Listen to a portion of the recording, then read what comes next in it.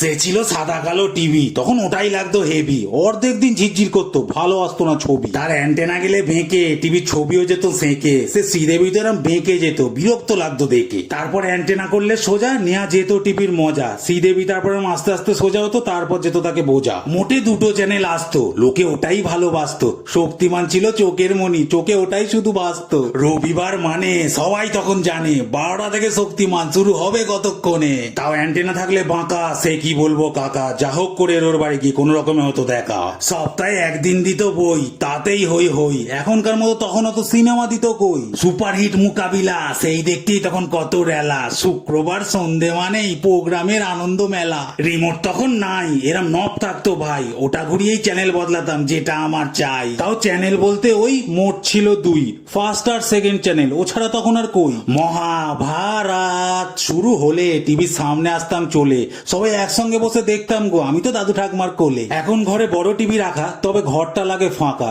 Content wise আমরা সব এখন দেখি একা একা, আর বসা হয় না গত সবাই মিলে আগের মতো।